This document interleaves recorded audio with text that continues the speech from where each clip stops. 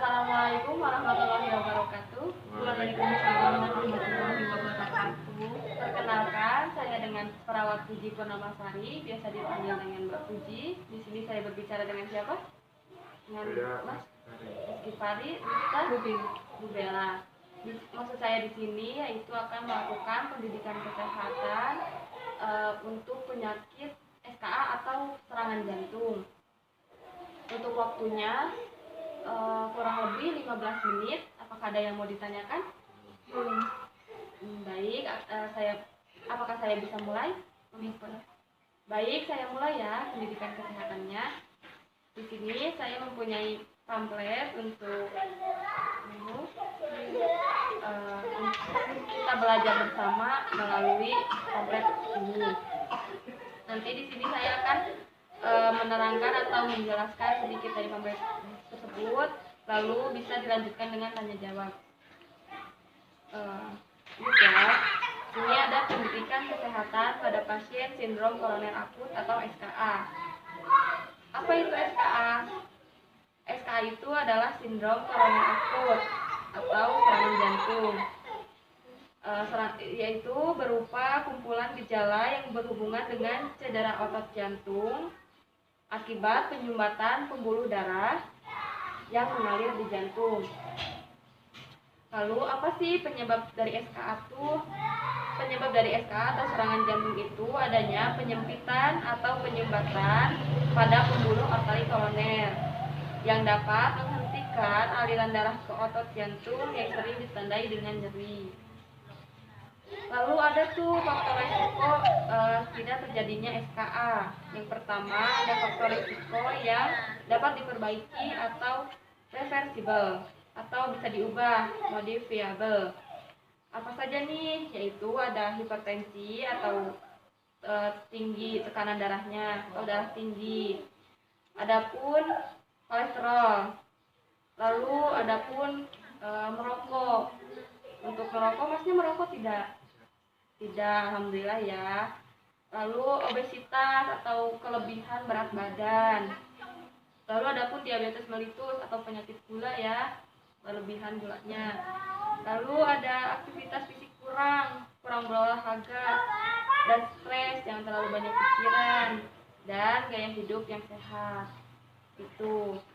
Lalu adapun tanda gejala yang terjadi pada pasien SKA atau serangan jantung. Serangan jantung mendadak ini biasa dirasakannya tuh di dada tuh tertekan benda berat. Lalu ada rasa tercekik, seperti ditinju, seperti ditikam, diremas, rasa seperti terbakar pada dada, disertai sesak nafas dan banyak berkeringat atau keluar keringat yang berlebihan. Itu bisa dicurigai terkena serangan jantung. Lalu ada juga pencegahan dari SKA. Kita sebagai manusia atau makhluk hidup itu harus mencegah terjadinya penyakit menyerang kita ya. Di sini pencegahan SKA itu terbagi menjadi 3. Ada primer, ada sekunder, lalu tersier. Apa itu primer? Primer itu upaya pencegahan sebelum seseorang menderita atau terkena serangan sindrom koroner akut tersebut. Ada nih untuk pencegahannya tuh pola makan sehat dengan kalori seimbang, lalu anti asap rokok ya, kalau merokok dikurangi, atau kalau misal tidak merokok ya kalau ada yang merokok itu kita menghindar sebisa mungkin. Lalu olahraga yang cukup, terus istirahat juga yang cukup, ubah pola pikir dan kelola stres. Lalu yang kedua ada sekunder. Pencegahan sekunder ini upaya pencegahan sindrom koroner akut ditujukan kepada penderita yang sudah terserang agar tidak menjadi lebih berat. Pencegahannya ini tuh dapat dilakukan dengan program deteksi dini, konseling perorangan dan keluarga. Lalu yang selanjutnya ada tersier. Untuk tersier ini pencegahan dapat dilakukan melalui rehabilitas kardiovaskuler atau jantung tersebut, yang bisa termasuk olahraga, edukasi, dan memfasilitasi strategi pengurangan resiko. Lalu yang terakhir, bagaimana nih pertolongan pertama pada pasien yang terkena SKA atau serangan jantung? Yang pertama itu bantu penderita untuk duduk, istirahat, dan coba untuk tetap tenang dan nyaman. Yang kedua, kendurkan semua pakaian ketat yang bikin sesak. Nanti bisa dibuka bajunya, atau kalau misalnya pakai baju yang kemeja, dibuka kancingnya supaya pasien itu menjadi lega, di dadanya tidak sesak. Lalu tanyakan beliau atau pasien atau Mas Gifari mungkin menggunakan obat serangan jantung juga. Nanti bisa dibantu untuk meminum obat tersebut.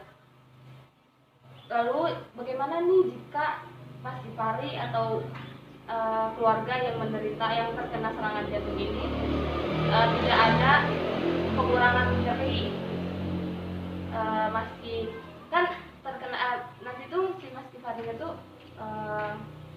sakit di dadanya, sakit nih seperti tertekan dan merasa berkeringat banyak keluar dari badannya.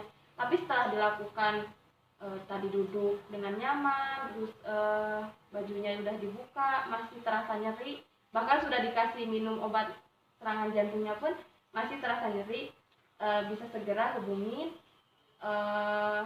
yang fasilitas kesehatan terdekat.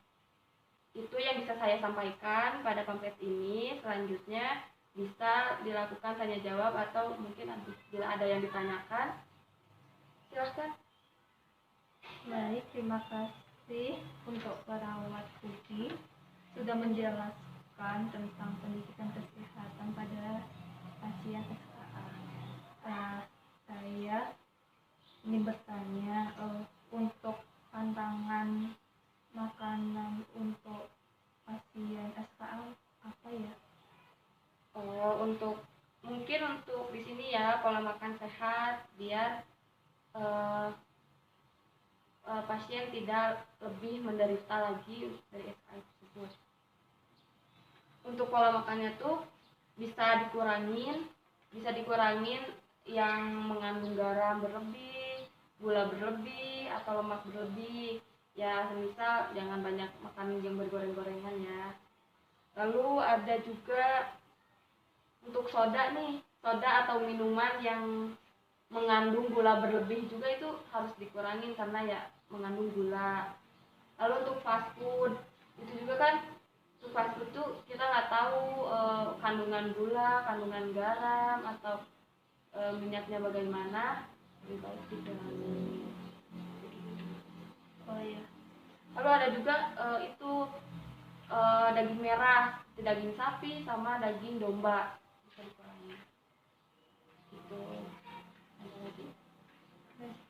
Untuk pencegahan sekundernya kan ada program deteksi dini. Nah, ini kami itu melakukan program deteksi dini itu di mana? Di sini saya bertanya dulu ya. Kalau di sekitar rumah Ibu Bella sama Mas Gifari itu fasilitas kesehatan terdekatnya ada apa? Puskesmas.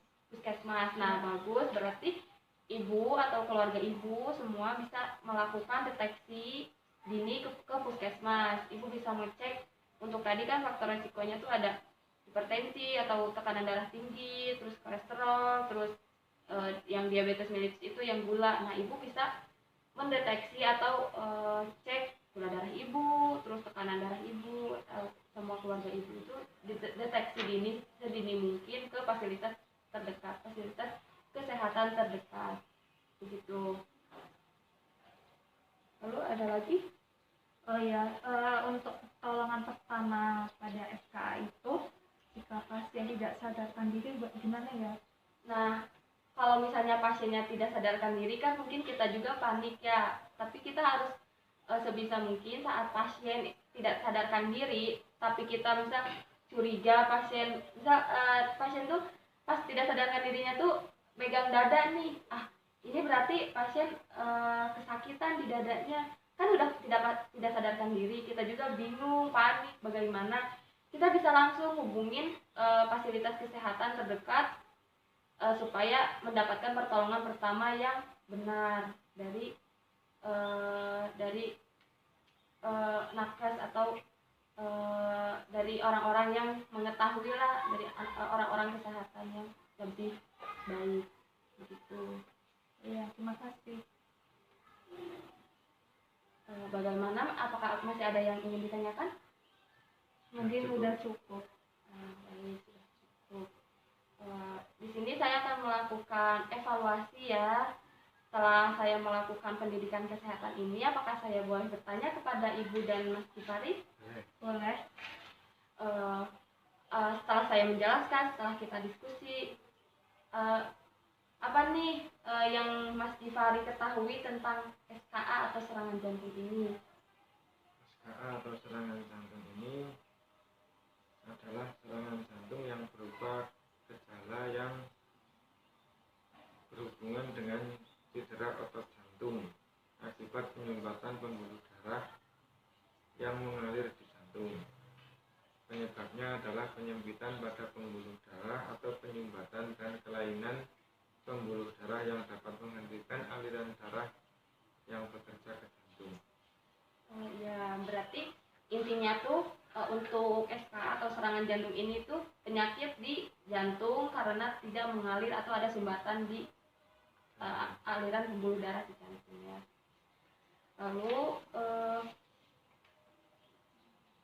apa nih tanda-tanda pada penderita SKA?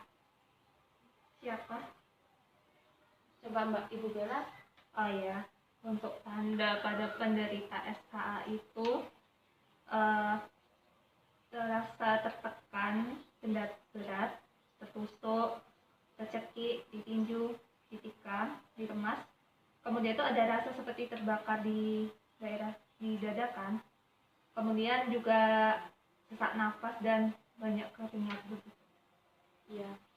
Intinya tuh ya kalau tanda di serangan jantung ini tuh terasa nyeri di dada, nyerinya tuh yang nyeri yang kayak ditikam itu, yang cekik itu, terus berkeringat yang berlebihan. Lalu mungkin untuk pencegahan SKA nih, gimana nih Mas Kifari untuk pencegahan SKA? Untuk pencegahan SKA yang tadi saya mendengar dari penjelasan perawat gizi, itu dibagi menjadi 3. Yang pertama itu ada yang primer. Primer itu pencegahan yang dilakukan sebelum seseorang menderita terserang sindrom koroner akut, berupa pola makan yang sehat dengan kalori seimbang, anti asap rokok, dan olahraga yang ubah pola pikir. lalu Yang kedua itu berupa pencegahan sekunder yang ditujukan kepada penderita yang sudah terserang agar tidak menjadi lebih berat, dan dilakukan program deteksi dini. Yang ketiga atau yang terakhir itu pencegahan tersier. Pencegahan tersier ini dilakukan melalui rehabilitasi jantung tersebut atau kardiovaskuler dengan cara berolahraga, edukasi, dan memfasilitasi strategi pengurangan risiko. Itu menurut saya. Baik, bagus sekali ya Mas Kifari sudah mengetahui atau mengerti tentang pencegahan SKA ini.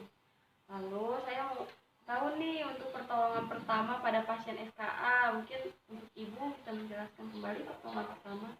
Jadi untuk pertolongan pertama pada pasien SKA jika kambuh itu jadi bantu pasien untuk duduk, istirahat, mencoba untuk tetap tenang dan nyaman.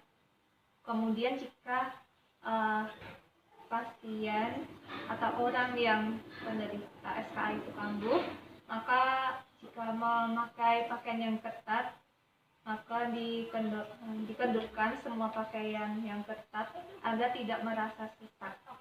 Kemudian juga tanyakan apakah pasien itu penderita itu mengkonsumsi obat jantung atau enggak. Jika iya, maka bantu untuk meminum obat itu kan. Kemudian jika rasa sakitnya itu tidak hilang, selama 3 menit setelah minum obat, maka segera bawa penderita itu ke rumah sakit. Baik, Ya.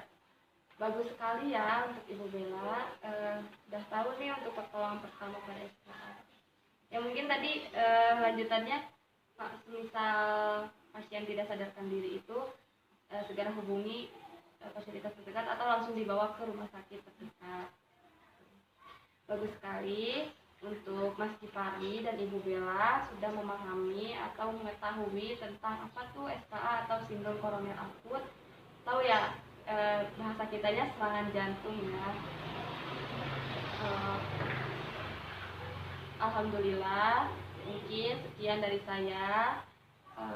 Selebihnya mohon maaf dan mungkin bisa dipelajari lebih lanjut ya untuk Ibu Bella dan Mas Kifari. Jadi saya izin mengundurkan diri. Assalamualaikum warahmatullahi wabarakatuh. Waalaikumsalam warahmatullahi wabarakatuh.